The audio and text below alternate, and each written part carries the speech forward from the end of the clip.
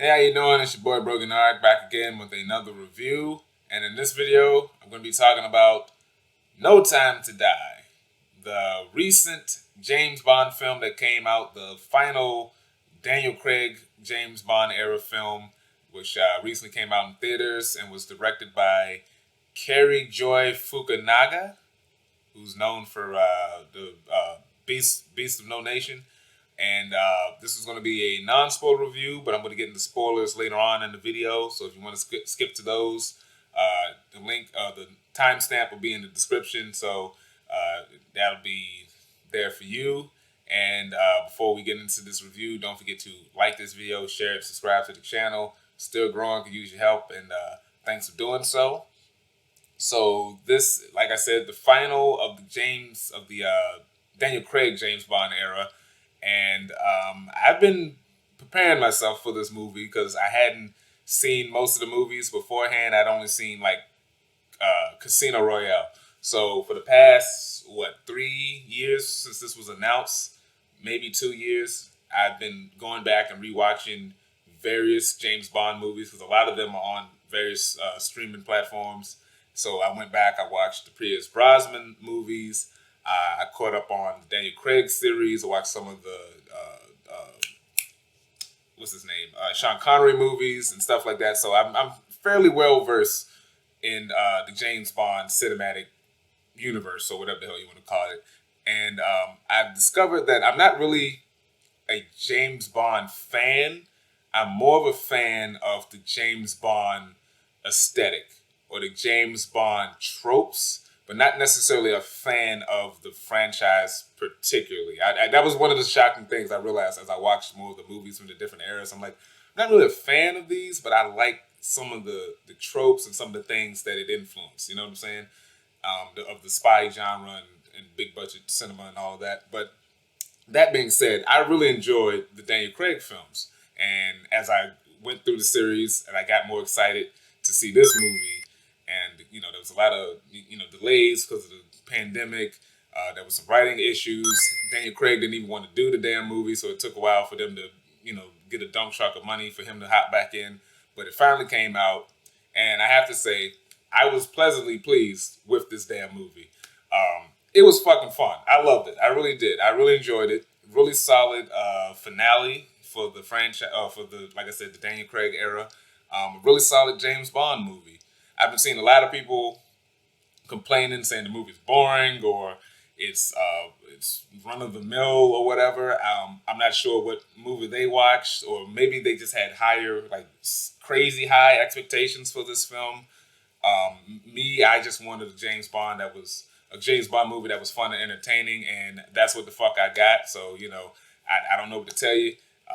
It had action, had some cool character moments. The acting, like the cast, was dope.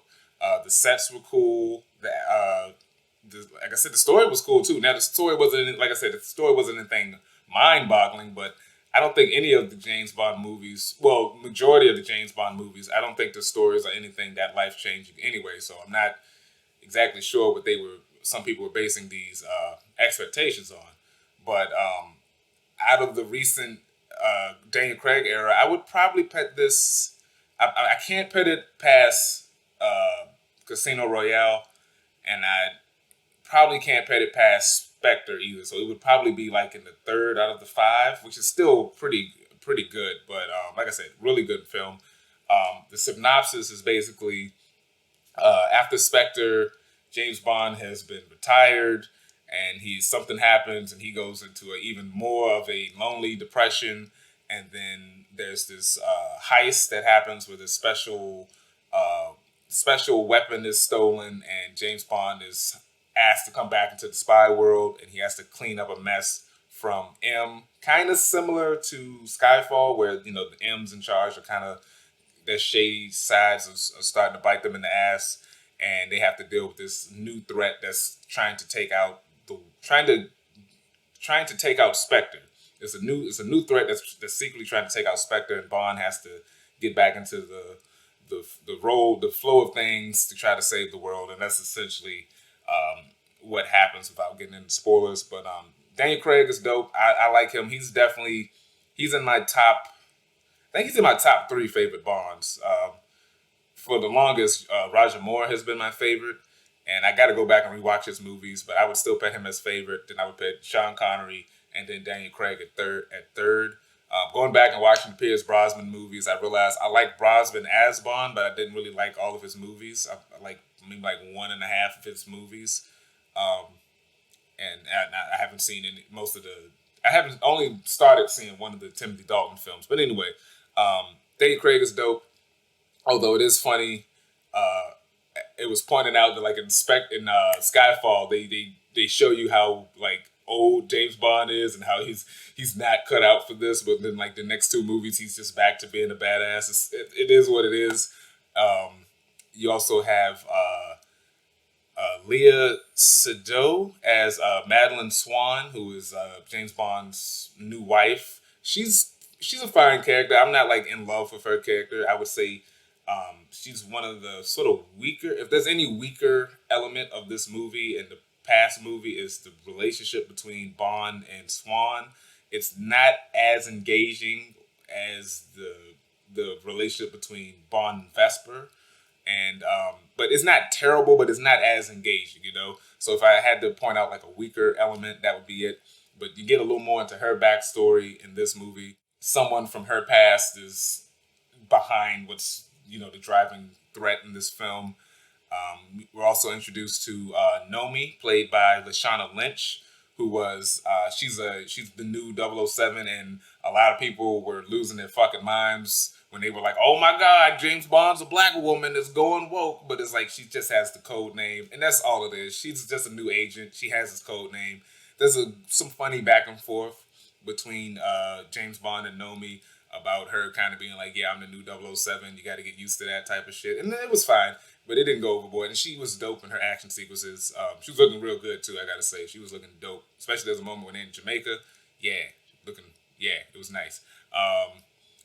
Ralph Fiennes as M. He's dope. I like him. He's a good addition to this cast. All the side characters are good. Ben Whishaw as Q and Naomi Harris as Moneypenny. They're dope. They're back. They're kind of doing their thing. I like that they give a little more focus to some of the side characters, more so in this. Um, the main new villain is Lucifer Safin. He's played by Rami Malek. He's the new villain. He's this creepy, weirdo looking guy with scars on his face, and he's out for revenge against Spectre and some other people. And he was cool. He's not like overly. He's not super great, but he's not bad either. Like I said, that's like this movie I would put at third. Him in the ranking of the villains, he would be my third pick. I would go Silva, Lashif, and then this guy. But he was cool. His plan was pretty good. He's definitely got the most, I will say, the most effective plan. His plan is like crazy, or at least what he's trying to do with his world destroying thing is really badass. It's more so than the others because like Spectre's just like we're gonna get information and then we might blackmail you or some bullshit. Um, you got Silver, who was really just out for revenge and trying to destroy MI6. But Safin, he's gonna fuck up the world. Like it's legit. Like it's not gonna take long for him to fuck up the world. It's pretty interesting. And you got Jeffrey Wright as Felix Leiter. He's back. He's got some good stuff. There's some really good scenes between him and Daniel Craig. I really bought those two as friends in this film. And returning is, of course, Blofeld, played by Christoph Waltz. He's not in the movie much. He does good in his one scene. He's a little bit better than he was in the previous film. I thought he was a little lackluster in the previous film, but he does a little bit better in this. And what is her name? Anna. What is that? Yeah, Anna de Armas is in this. She plays a character called Paloma. She's awesome. She's in my favorite scene in this movie where they're her and James Bond and Cuba, and they infiltrate this party, and then shit goes left, and it's a fun action sequence. She was awesome. She was looking good in that dress. It was great. I loved it. Like I said, they're not reinventing the wheel, but I was entertained. That's what I like to watch movies, to be entertained, and I was. Let's see, but like I said, the main thing, like I said, that was kind of weak is the relationship between Bond and Swan. Um, Other things that I didn't like, there's a couple of henchmen in this movie. It was fun to see sort of wacky henchmen. There's this one guy, it's called like a Cyclops. He's got this weird thing with his eye. I wish they would have did more, kind of like with was it Mr. Hinks, Batista, and Spectre. Wish they would have did more with him, give him a little more character besides just evil henchman guy. But he was fine. There's another guy that's turns out to be a bad guy. That's this Russian scientist. He was goofy. Like, he was the most goofy of the characters, I would say. But he didn't bother me. You know what I'm saying? He was this Russian scientist that was caught up with the bad guy and trying to survive. And he would say goofy-ish sort of things in Russian, in his Russian accent. But it wasn't anything distracting, at least to me. But yeah, I enjoyed it. Like, all in all, if I had to give this movie No Time to Die a grade, I'd give it an A minus or 9 out of 10. Like I said, it was a solid James Bond movie. I'm just seeing some people saying it's goofy, it's the worst James Bond movie, and I'm like, I don't know how many James Bond movies you've seen, because there are far worse movies. There are far more goofier movies. There are far more offensive movies in terms of just quality and just offensiveness. So I don't know what the fuck James Bond movies they've been watching, but I enjoyed it, and that's pretty much all I got to say for like non-spoilers. So don't forget to like this video, share and subscribe, and stay tuned for spoilers.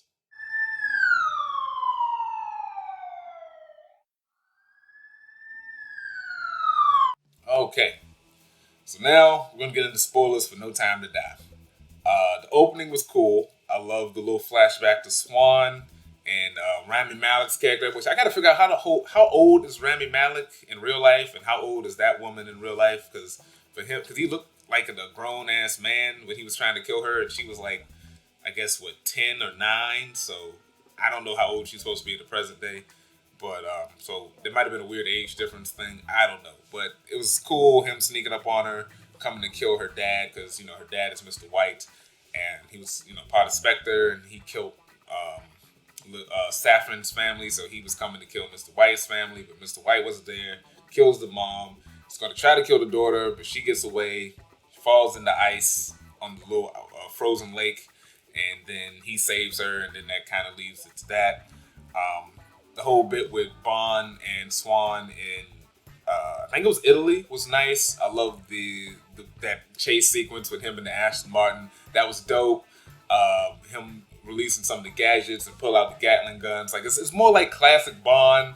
And like I said, this movie, it keeps that modern, updated vibe, but it definitely brings back more of those old school tropes, like the goofy henchman or the unique looking henchman, the fucking some more gadgets. Not a lot of gadgets, but more gadgets than what we've seen since I guess Spectre.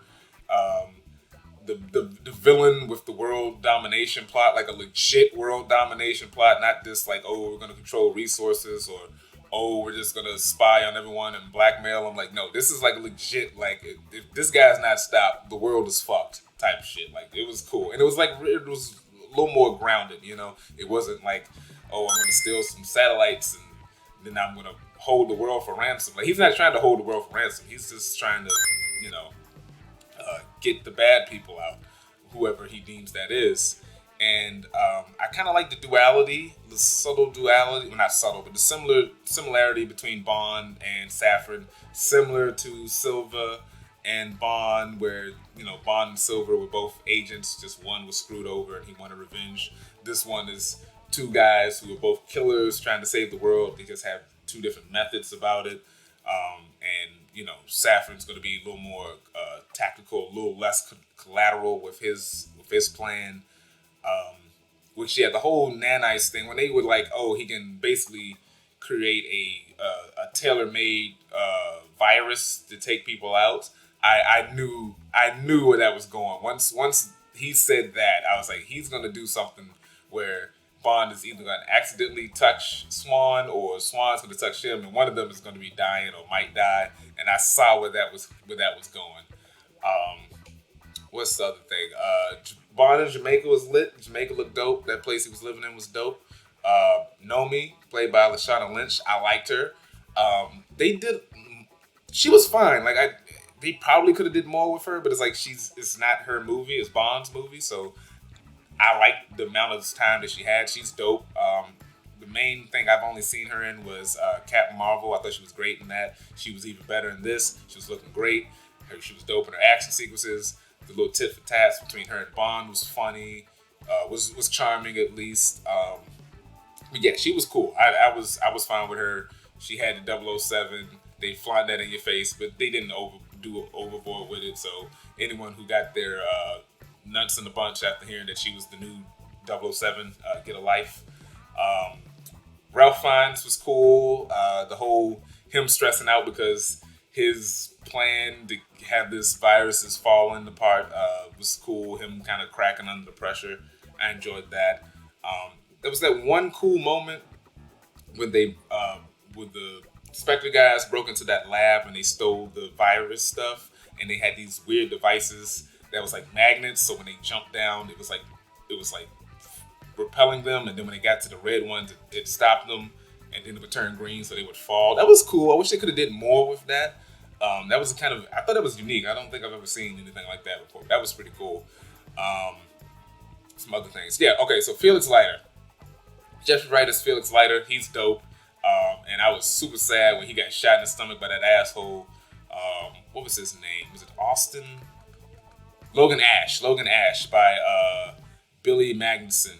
I mean, as soon as he pops up, you know not to trust this guy. He was just smiling and asking all these weird questions. Although I did kind of like that he was like a James Bond super fan. Like I said, I wish they could expand more on the goons, give them a little more character, like him and the Cyclops guy. But I like the gimmick with the eye and the camera and all of that shit. So when he goes to Cuba and he teams up with Ana de Armas's character, she, like I said, was looking great in that dress. I love the goofiness of her. Not the goofiness, but like the bit of her kind of being like, oh, I've only been doing this for 3 weeks, but you know, she's kind of playing up more of the honeypot aspect, and they're sneaking around, and there's a whole party filled with the high-ranking Spectre members, and somehow, what's his name, Blofeld is talking to everybody through the earpieces because he's locked up in Arkham Asylum, an asylum, and he's looking through the guy's eye. They got the eye on the pillow. Like, it was very just like macabre, like villain, but not too overdone in terms of how it looked, but it felt like that. And then, like, you know, he's on the spotlight and everybody's looking at him, and they released the virus, but the guy, the Russian guy, fucked him over and switched it to Saffron's virus. So instead of it just killing Bond, it kills all the Spectre people, which was cool when you see their faces sweating blood, as the guy said. That was cool. And that just leads to a whole crazy action sequence. I love that scene. That was my favorite scene in the whole movie. And, you know, they get out of there in the plane, and then, you know, Felix gets shot on the boat. That was sad. And I love the moments between Bond and Felix. They definitely felt like old friends. And, you know, they're both great actors, so they really made that work. Christoph Waltz in his one scene, it was fine. Christoph Waltz is not as awesome as Blofeld as I would like, but he's a little bit better in this than he was in the previous film. He doesn't go too over the top. I wish he would have, you know, a little more campier with the role. But, and of course, when, you know, Saffron is talking to Swan, and he's like, hey, you owe me. Although I do want to kill you, I need you to take care of Blofeld for me because you're the only one that can get close to him because she's his psychiatrist. And so she pets on the perfume. She wants to touch him, but she's like, nah, she can't do it. But she touched Bond. She was smart enough to transfer it to Bond. And so when Bond snaps and he gets up on Blofeld and touches him, that infects him that way. So it was like, oof. But it was like, when I saw that, I was like, what the hell happened? And it was like, oh, okay. So that was cool. Bond's daughter, which, I mean, as soon as you saw the kid, you're like, oh, that's Bond's daughter. And she's going to sit there like, oh, she's not your kid. And Bond's like, are you sure? Like, she's got my blue eyes. And she's like, nope, not your kid. I'm like, why are you lying about this? We know this is Bond's kid. Like, why are you fucking lying right now? There's no point in lying. So, the little chase sequence with them in the woods was cool. And, you know, Bond taking them out.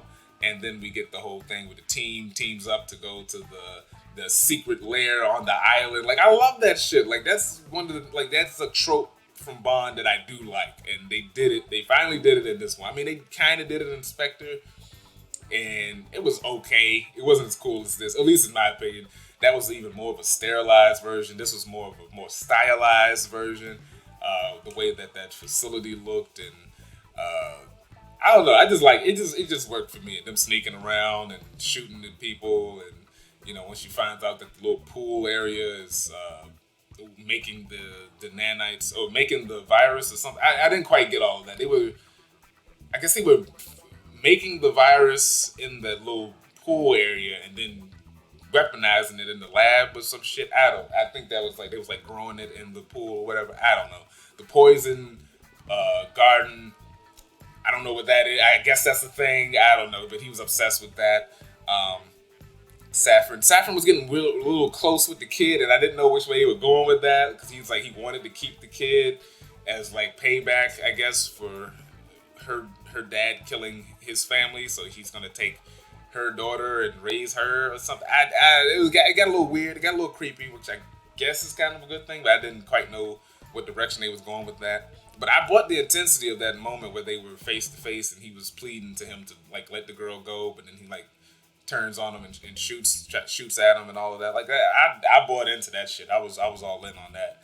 And of course, they're getting out of there. Bond is he's got to open up the blast doors. They need to blow it up with the Navy, and then he's got to fight to he's got to open up the blast doors. Then he's got to get out, but then the blast doors close, which I was like, okay, I kind of see where this might be going, because Saffron closed it up, so he's got to get into a little tussle with Saffron, and he gets infected with this specialized, another weaponized virus, but it's connected to Madeline's DNA, Swan's DNA. So once it gets on the Bond, if he gets in contact with her, it's going to infect her and the daughter. And so once he realizes he's been infected, he opens up the blast doors. He's got 3 minutes left to live or whatever, or maybe 5 or so minutes left to live or some shit. And he's talking to Q, which I like Q kind of being more active. And I love that little glider submarine thing. That was neat. I liked it. And he realized when Q's like, yeah, there's no cure, man. Like once you're infected, if you come into contact with whoever is directed that's your ass. So Bond's like, fuck. So he gets on the thing. He talks to her like, hey, I love you. Sorry, I can't spend the rest of my life with you. And I'm like, God damn it, he's about to go out. And he gets blown up with the factory. And I guess some people are gonna be upset about that. I'm fine with it because it's a finite series. As far as I know, Craig is not coming back for another one. So, reboot it in the next, I'd give it at least 3 to 4 years. Reboot it. They probably won't, but I'd give it at least another 3 to 4 years. Reboot it. New guy, younger guy, and, just do it all over again. And I was fine with this being how he goes out. He's been trying to die since fucking Casino Royale, and he went out like a hero. I don't blame him, because if I couldn't be with the only 2 people I fucked with, I would just go out like a G as well, go out like a hero as well, And I did like the moment. That was a weird moment where Nomi had the Russian guy, and the Russian guy's like, hey, I could, if you let me go, I could make a virus where it doesn't hurt black people, or I could make a virus where it does hurt black people, but I don't really need a lab to do that. And then she just straight up threw him in the pool. And I'm like, yeah, I don't know why he thought that was a bargaining to tell this black woman with a gun that, hey, I could make a virus that can kill black people. That wasn't smart. But anyway, so that was the end of the film. Like I said, I enjoyed it. The opening credit song with, was it Billie Eilish? That's a fine song. But it's a solid James Bond movie. I've been seeing some people just shitting on it for some reason, and I question their taste in James Bond movies. Because like I said, I've recently watched a bunch of them, and I don't think all of them are that great. So I'm like, this was actually good. So I'm not sure why you're hating on this one. But then again, some people's expectations might have been overly high for this. But like I said, I just wanted to see James Bond use some gadgets, drive some cars, beat some ass, see some sexy ladies, and save the world. And that's what I saw. So I'm pleased. Have a laugh or two. It is what it is. But that's pretty much all I got to say about this movie. Let me know what you thought about it in the comments. don't forget to like, share, and subscribe this video, and stay tuned for more reviews. Peace.